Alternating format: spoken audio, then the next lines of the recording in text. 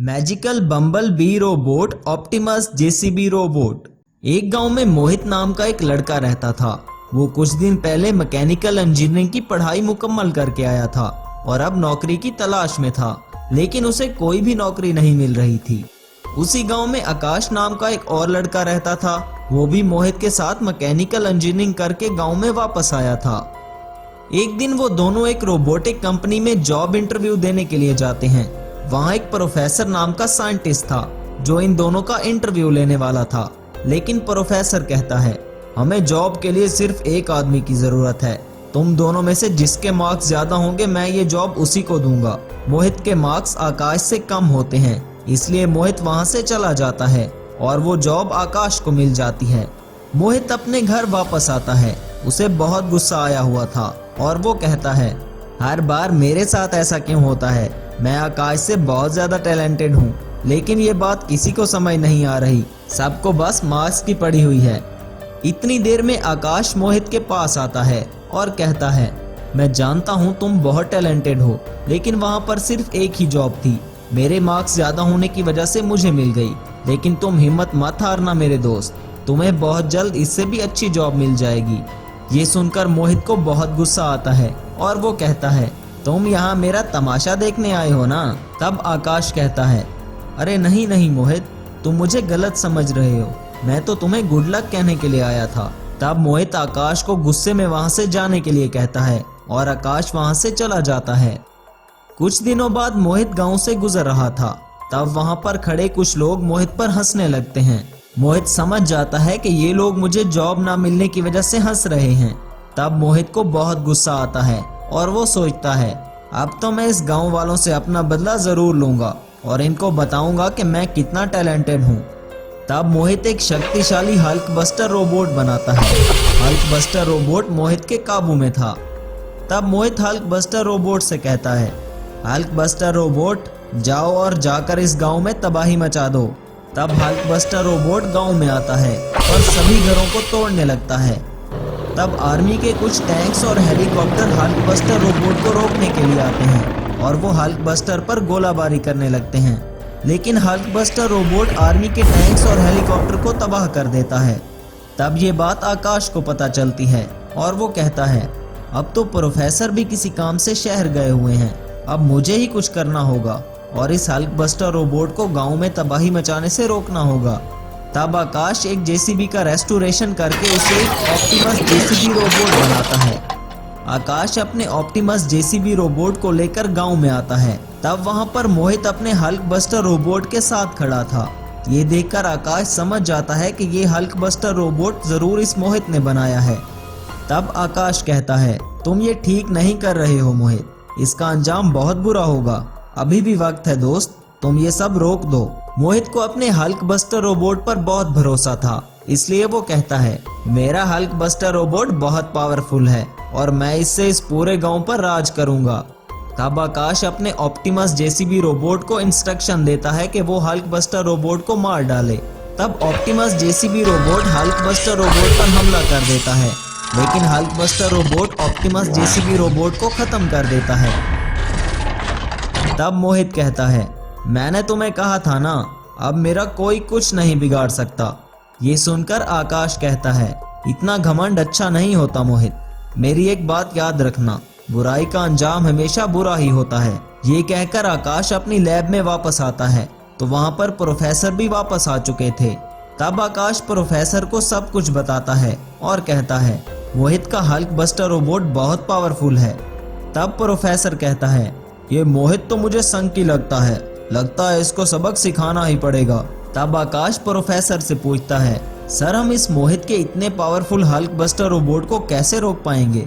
ये सुनकर प्रोफेसर बताता है, मैं अपने एक रोबोट को मॉडिफाई करके इस बार एक एडवांस बम्बल बी रोबोट बनाने वाला हूँ जो इस हल्क बस्टर रोबोट से बहुत ज्यादा पावरफुल होगा। तब प्रोफेसर अपने एक रोबोट को मॉडिफाई करने लगते हैं। काफी दिन की मेहनत के बाद वो रोबोट को एक मैजिकल बम्बल बी रोबोट में ट्रांसफॉर्म कर देते हैं। तब वहां पर आकाश भी आ जाता है। आकाश बम्बल बी रोबोट को देखकर बहुत खुश होता है और कहता है, अरे वाह सर, आपने तो क्या रोबोट बनाया है। ये मैजिकल बम्बल बी रोबोट तो मोहित के रोबोट को पेल देगा। ये सुनकर प्रोफेसर कहता है, आकाश तुम इस रोबोट को लेकर गांव में जाओ और मैं वहां पर पुलिस लेकर पहुंचता हूं। तब आकाश अपने मैजिकल बम्बल बी रोबोट को लेकर गांव में आता है।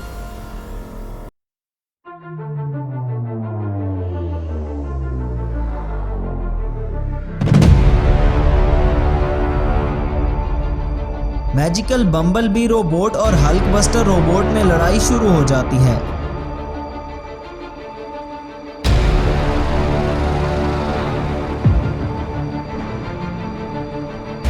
लड़ाई के आखिर में मैजिकल बम्बल बी रोबोट मोहित के हल्क बस्टर रोबोट को खत्म कर देता है। पुलिस मोहित को पकड़कर अपने साथ ले जाती है और फिर से गांव में सब लोग शांति से अपना जीवन बिताने लगते हैं। एक गांव में शाहरुख नाम का धनवान रहता था। उसके पास एक जेसीबी था। ये कोई आम जेसीबी नहीं था, बल्कि एक मैजिकल जेसीबी रोबोट था। शाहरुख जब भी चाहता उसे एक जेसीबी रोबोट में बदल देता था।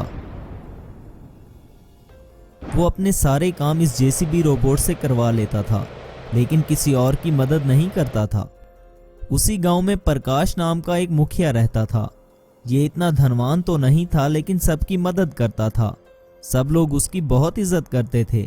इससे शाहरुख बहुत जलता था और हमेशा उससे बड़ा आदमी बनना चाहता था। एक दिन शाहरुख के पास दो गांव वाले मदद मांगने के लिए आते हैं। बेटा, मेरी खेती सूख रही है, तुम अपना ट्रैक्टर कुछ समय के लिए मुझे दे दो। मैं बहुत गरीब हूँ, मेरा बहुत नुकसान हो जाएगा। अगर तुमने मुझे ट्रैक्टर ना दिया तो मैं खेती नहीं कर सकूंगा। तुम्हें तो पता है इस गांव में सिर्फ तुम्हारा ही ट्रैक्टर है। मैं अब बहुत बूढ़ा हो चुका हूँ, इसलिए काम नहीं होता मुझसे। मेरी मदद करो बेटा, मैं तुम्हें ट्रैक्टर के पैसे भी दूंगा। अच्छा, तो तुम मुझे पैसे दोगे? इस गांव के धनवान को तुम्हारे पास है ही क्या जो भीख मांगने आ जाते हो? मुझे पैसे देने वाले बड़े आए। शाहरुख गुस्से में आकर अपने रोबोट से डरा कर उन लोगों को वहां से भगा देता है। शाहरुख को अपने मैजिकल जेसीबी रोबोट की वजह से बहुत घमंड था। वो दोनों गांव वाले प्रकाश के पास जाकर उसे सारी बात बताते हैं। बेटा प्रकाश, तुम तो जानते हो मैं अब बूढ़ा हो चुका हूँ और बिना ट्रैक्टर के मैं खेती नहीं कर सकता। शाहरुख के पास ट्रैक्टर मांगने गए तो उसने अपने रोबोट से हमें डराकर वहां से भगा दिया। अरे चाचा, आप तो जानते हो कि शाहरुख कितना घमंडी इंसान है। उससे अपने रोबोट का बहुत घमंड है और वो किसी की बात नहीं सुनता। अरे बेटा, तुम्हारी बात तो वो जरूर सुनेगा, क्योंकि कुछ साल पहले तुम दोनों बहुत अच्छे दोस्त रहे हो। मेरी खातिर एक बार उससे ट्रैक्टर देने का कह दो। ठीक है चाचा, अगर आप कहते हो तो मैं जाकर उससे बात करता हूँ। तब प्रकाश शाहरुख के पास जाकर कहता है, तुम तो जानते हो रामू कितना बूढ़ा हो चुका है, वो काम नहीं कर सकता। ऊपर से इसका कोई बेटा भी नहीं है, हमें उसकी मदद करनी चाहिए। तुम इतने अच्छे हो तो बैल की तरह हल चलाओ जाकर और उसकी मदद करो। मेरे पास क्या लेने आए हो? ये सब कुछ मैंने अपनी मेहनत से बनाया है, किसी के बाप का नहीं है मेरा मैजिकल जेसीबी रोबोट। ये सुनकर प्रकाश को बहुत गुस्सा आया और उसने कहा, तुम एक खुदगर्ज और मतलबी इंसान हो शाहरुख। जब तुम्हें मदद की जरूरत थी तब मैंने तुम्हारी मदद की थी, लेकिन आज तुम मेरे कहने पर अपना ट्रैक्टर भी देने को तैयार नहीं हो। तब गुस्से में आकर प्रकाश ने शाहरुख को एक जोरदार पंच मारा। तब शाहरुख गुस्से से अपने रोबोट को इशारा करता है कि वो प्रकाश को जिंदा ना छोड़े। रोबोट प्रकाश को मारने ही वाला था कि अचानक वहां पर एक साधु बाबा आ जाते हैं और वो कहते हैं, मूर्ख इंसान, ये तुम क्या करने वाले थे? भूल गए प्रकाश का कितना बड़ा एहसान है तुम पर। तुम्हारी भलाई इसी में है कि अपने इस रोबोट को काबू में रखो, वरना बहुत पछताओगे। ये बात सुनकर शाहरुख अपने रोबोट को इशारा करता है और वो रुक जाता है। फिर वहां से साधु बाबा प्रकाश को लेकर जंगल चले जाते हैं। वो जा रहे होते हैं कि रास्ते में एक दरख्त आता है और उसके नीचे बैठकर बातें करने लगते हैं। प्रकाश, मैं जानता हूं तुम बहुत परेशान हो क्योंकि तुम रामू की मदद नहीं कर पाए। कोई बात नहीं बेटा, तुम दिल के बहुत अच्छे हो, लेकिन तुम शाहरुख की तरह धनवान नहीं हो। आज मैं तुम्हें इस गांव का सबसे बड़ा धनवान बना दूंगा। ये सुनकर प्रकाश हैरानी से, वो कैसे स्वामी जी? ये दरख्त देख रहे हो ना, इस पर ये धागा बांध दो और कल सुबह आकर देखना कि क्या होता है। ऐसा कहकर स्वामी जी वहां से चले गए।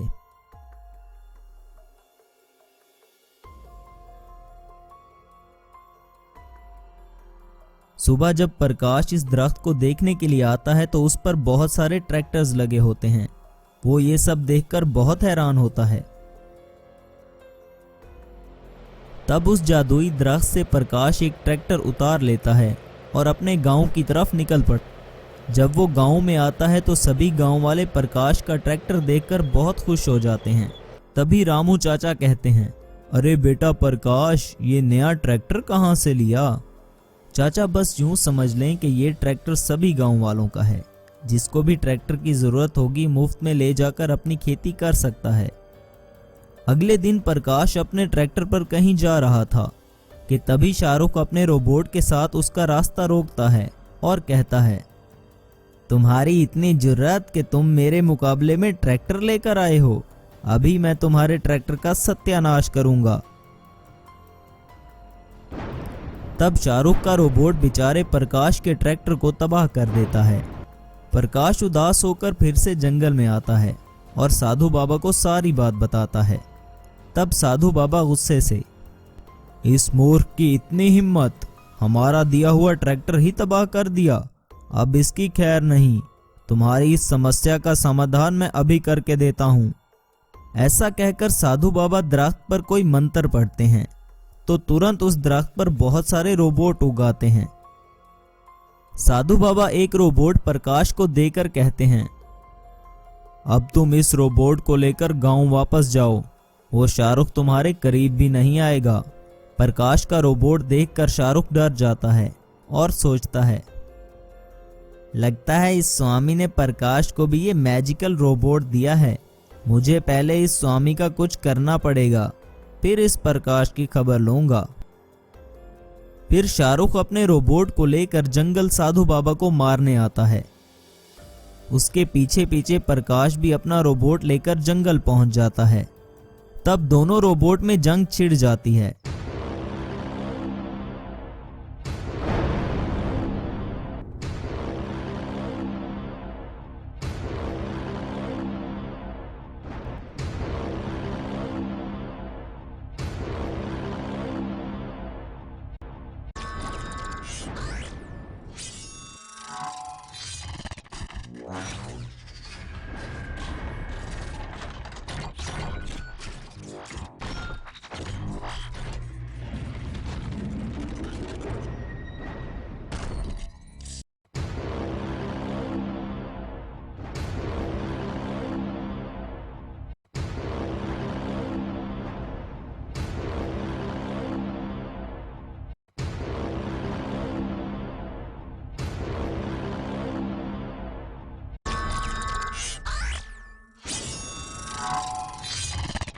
आखिर में प्रकाश का magical tractor robot JCB robot को खत्म कर देता है।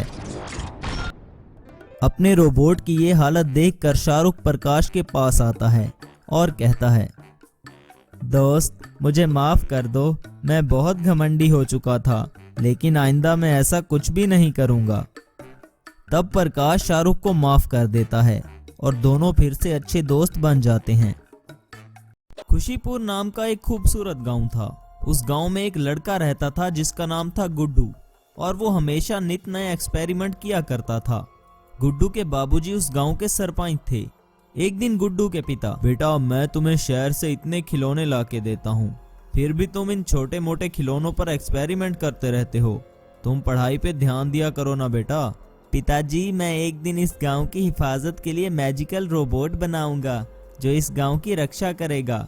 आपको याद है ना कि हर साल हमारे गांव में एक शैतानी राक्षस आता है जो गांव में बहुत नुकसान करके जाता है।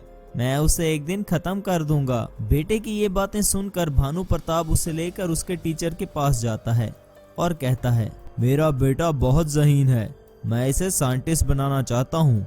क्या आप मेरे बेटे को एक साइंटिस्ट बना देंगे? मैं जानता हूँ आप बहुत धनवान हैं, लेकिन आपका ये बेटा कभी भी एक साइंटिस्ट नहीं बन सकता। ये सारा वक्त क्लास में अजीब अजीब से एक्सपेरिमेंट करता रहता है। साइंटिस्ट बनने के लिए बहुत पढ़ना पड़ता है और बहुत अच्छे मार्क्स लाने पड़ते हैं। आप समझ रहे हैं ना? ये मेरा बेटा है मास्टर जी, इतना भी नालायक नहीं जितना आप बता रहे हैं। ये पढ़ाई में इसलिए इतना अच्छा नहीं क्योंकि ये कुछ अलग करना चाहता है और अब मैं इसका साथ दूंगा। तब गुड्डू का टीचर हंसते हुए कहता है, देखो भानु प्रताप जी, ये बच्चा कभी साइंटिस्ट नहीं बन सकता, मुझे इसका पता है। मैं आपके पास बहुत उम्मीद लेकर आया था कि आप गुड्डू के टैलेंट को समझोगे, लेकिन आप तो बस वही बातें कर रहे हैं जो आपने किताबों में पढ़ी हैं। आप देखना, मैं गुड्डू को शहर पढ़ने के लिए भेजूं। मेरा बेटा एक साइंटिस्ट बनकर रोबोट बनाएगा और इस गांव को उस राक्षस से निजात दिलाएगा। अरे भानु प्रताप जी, ये कोई मजाक नहीं है कि आपका बेटा साइंटिस्ट भी बन जाएगा और गांव के लिए रोबोट भी बनाएगा। भानु प्रताप गुड्डू को शहर भेजने से पहले कहता है, मैंने तुम्हारे टीचर को चैलेंज कर दिया है कि मेरा बेटा जरूर एक साइंटिस्ट बनेगा। अगर तुम एक साइंटिस्ट ना बन सके तो मुझे अपनी शक्ल कभी मत दिखाना। इस तरह गुड्डू शहर पढ़ने चला जाता है। बहुत बरस गुजर जाते हैं। फिर से वो राक्षस खुशीपुर गांव में आता है और गांव का बहुत नुकसान करता है। घरों को तोड़ने लगता है और पूरे गांव में तबाही मचा देता है।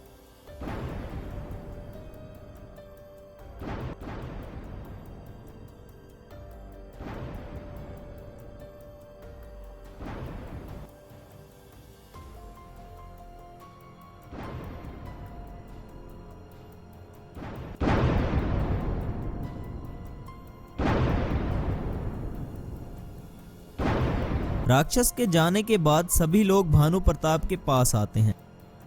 हमने आपको सरपंच बनाया था ताकि आप इस गांव पे कोई मुसीबत आए तो आप इसका उपाय निकाल सकें, लेकिन आप तो बस देखते ही रहते हैं और वो राक्षस तबाही मचाकर चला जाता है। अब जो गांव का नुकसान हुआ है उसे कौन पूरा करेगा? उन लोगों में गुड्डू का टीचर अविनाश भी था, जो कि अब रिटायर हो चुका था और अब इस गांव का सरपंच बनना चाहता था। वो गांव वालों को भड़काने के लिए कहता है, अब ये सारा नुकसान भानु प्रताप पूरा करेगा, वरना मैं पूरा करूंगा और इस गांव का सरपंच बन जाऊंगा। ये तुम क्या कह रहे हो अविनाश बाबू? भानु प्रताप, तुमने इतने सालों में इस गांव के लिए किया क्या है, मुझे तो बताओ। मेरा बेटा इस गांव की खातिर शहर एक साइंटिस्ट बनने गया है और वो बहुत जल्द वापस गांव में आ जाएगा और इस गांव में एक लैब बनाएगा। बस बस, अब गांव वालों को ये झूठे ख्वाब दिखाना छोड़ो भानु प्रताप, बहुत हो गया। आज ही नए सरपंच का ऐलान होगा और वो सरपंच मैं खुद हूँगा।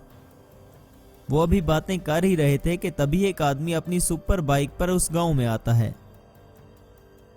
तभी अविनाश जल्दी से उस आदमी के पास जाता है और उस आदमी से पूछता है, आप कौन है माई बाप? तब वो आदमी कहता है, मेरा नाम प्रोफेसर है और मैं इस गांव में एक लैब बनाना चाहता हूँ।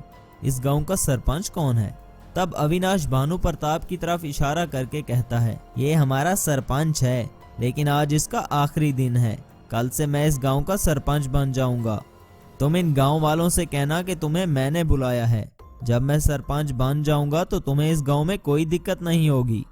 अविनाश प्रोफेसर को भानु प्रताप के पास ले जाता है और कहता है, देखो गांव वालों, मैं अभी सरपंच भी नहीं बना और मैंने शहर से इस साइंटिस्ट को बुलाया है ताकि ये हमारी मदद कर सके। ऐसे होते हैं सरपंच। देखो मुझे कितनी फिक्र है आप सबकी। और एक ये है। ये सुनकर भानु प्रताप बहुत दुखी होता है और कहता है, मुझे माफ कर देना गांव वालों, मैं आप लोगों के लिए कुछ नहीं कर पाया। शायद अविनाश जैसा इंसान ही तुम्हारे लिए एक अच्छा सरपंच साबित हो। ये सुनकर अविनाश बहुत खुश होता है और कहता है, देखा, अब बताओ कौन है तुम्हारा सरपंच? तब वो प्रोफेसर कहता है, भानु प्रताप ही इस गांव का सरपंच रहेगा। ये सुनकर सब बहुत हैरान होते हैं। तब भानु प्रताप, तुम कौन हो बेटा और मुझे कैसे जानते हो? मैं आप ही का बेटा हूँ जिसके लिए आपने दिन रात प्रार्थना की थी और इन गांव वालों की हिफाजत की खातिर अपने बेटे से 20 साल दूर रहे। ये सुनकर भानु प्रताप बहुत खुश होता है और अपने बेटे को गले लगा लेता है और कहता है, अविनाश आप लोगों से झूठ बोल रहा था। इसने प्रोफेसर को नहीं बुलाया बल्कि ये तो मेरा ही बेटा है और ये हमारे गांव को बचाने के लिए आया है। तब अविनाश, अरे मुझे तो पता था ये तुम्हारा ही बेटा है, आखिर मैं इसको किस तरह भूल सकता हूँ, ये मेरा ही स्टूडेंट है। आपने तो मुझे नालायक कहा था ना कि मैं कभी भी साइंटिस्ट नहीं बन सकता, और अब आप इस गांव पर कब्जा करने वाले थे। सभी गांव वाले अविनाश को बुरा भला कहते हुए वहां से चले जाते हैं। प्रोफेसर अपने पुरखों की एक हवेली में अपनी लैब बनाता है और अपने एक्सपेरिमेंट करना शुरू कर देता है। 3 दिन बाद भानु प्रताप लैब में प्रोफेसर के पास जाता है और कहता है, बेटा तुम एक रोबोट बनाकर मेरा सपना कब पूरा करोगे? तुम्हें पता है कि 10 दिन बाद वो राक्षस हमारे गांव में आएगा और हमला कर देगा। क्या तुम तैयार हो उसके हमले के लिए? तब प्रोफेसर कहता है, हाँ बाबूजी, मैं तैयार हूँ।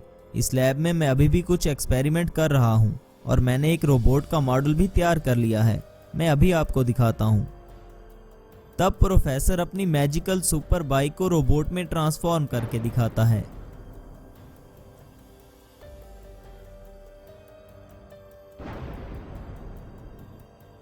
सुपर बाइक रोबोट को देखकर भानु प्रताप बहुत खुश होता है और कहता है, तुमने तो कमाल कर दिया मेरे बेटे, अब ये रोबोट हमारी और इस खूबसूरत गांव की रक्षा करेगा।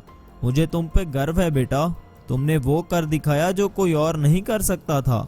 10वें दिन वो टाइटन मॉन्स्टर फिर से गांव में आ जाता है और हमेशा की तरह तबाही मचाने लगता है। उसे क्या पता था कि इस बार एक सुपर बाइक रोबोट उसे खत्म करने के लिए आया है। तब प्रोफेसर अपनी मैजिकल सुपर बाइक पर उस टाइटन मॉन्स्टर के सामने जाता है। देखते ही देखते सुपर बाइक एक सुपर बाइक रोबोट में बदल जाती है। सुपर बाइक रोबोट और टाइटन मॉन्स्टर में भयंकर जंग शुरू हो जाती है।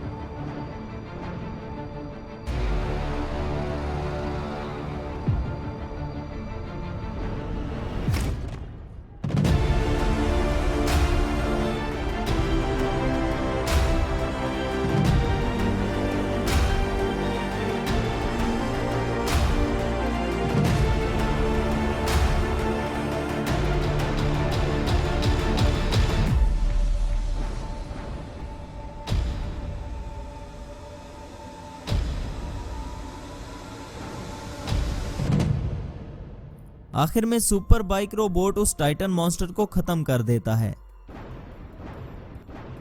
ये देखकर सभी गांव वाले बहुत खुश होते हैं और खुशी खुशी अपनी जिंदगी बिताने लगते हैं।